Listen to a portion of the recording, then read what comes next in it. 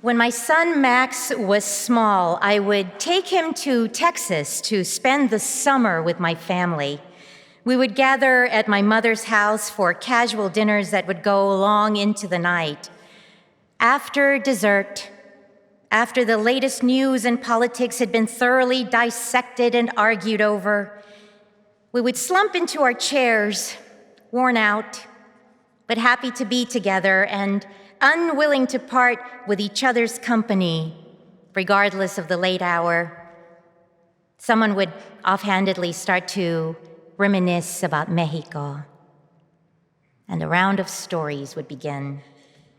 Some of the stories had been told so often that they turned into collective songs.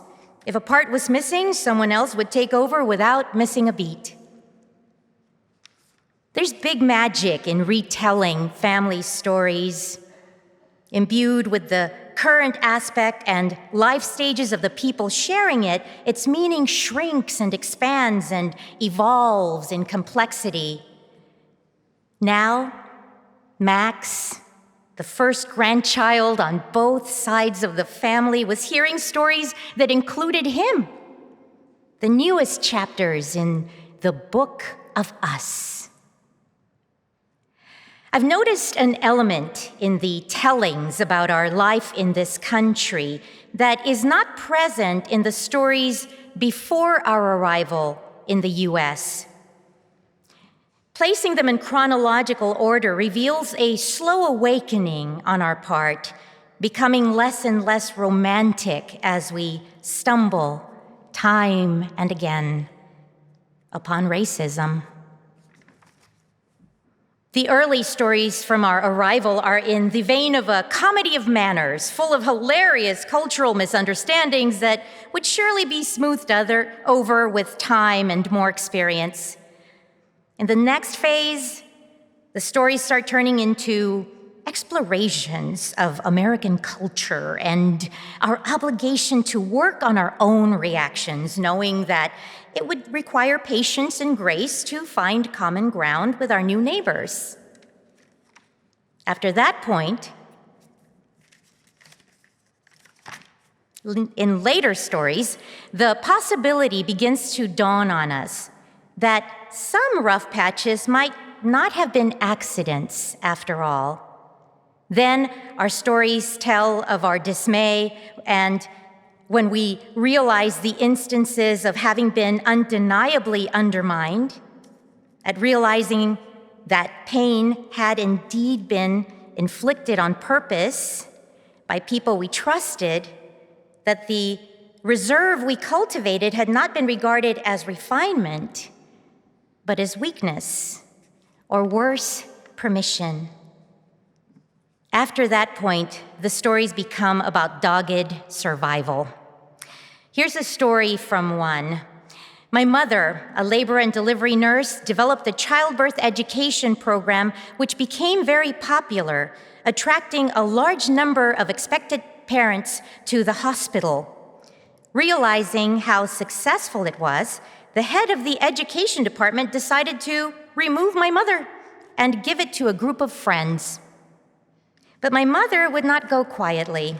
Eventually, obstetricians who supported the program came to my mother's aid, and after a ruckus, the program she worked so hard to create stayed under her direction. The boss and her posse of white nurses retaliated against my mother, going so far as to vandalize her office.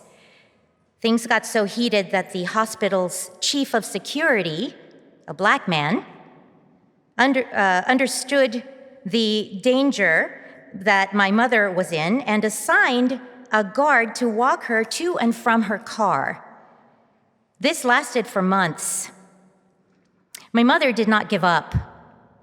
In the end, she prevailed. ¿Cómo se atreven? How dare they? She'd say in dismay. Well, right now, our nation is facing thugs who want to destroy our democracy and offer the spoils on a golden platter to their voracious idol in the hope of fattening themselves by licking the crumbs he leaves behind. But we see them clearly. That's why they rail at the word woke. It means our eyes are open. Our commitment to finding truth is the light that illuminates their wickedness. Let me tell you a story. This is a story about us, a story about you and me, and of why I like to linger at the table with this large, rambunctious, Unitarian, Universalist family of families. Because there is always room here for one more. Because you value reason and consent. Because you take seriously your moral obligation to serve, love, and justice. Because you know that there is no such thing as virtue that is not socially incarnated. Because you are masters of optimism. Not as flight of fancy, but optimism as sound, substantial practice to be lived out in the world. Because you show up. You always show up. It's true that the brutes are at the door, but we are the always inclusive, ever-expanding Unitarian Universalist family of families. We know who we are because we know who we have been. Honest, principled, clear-eyed people who have everything it takes, not just to resist, but to persevere. So, the insurrection at the Capitol. ¿Cómo se atreven? Right?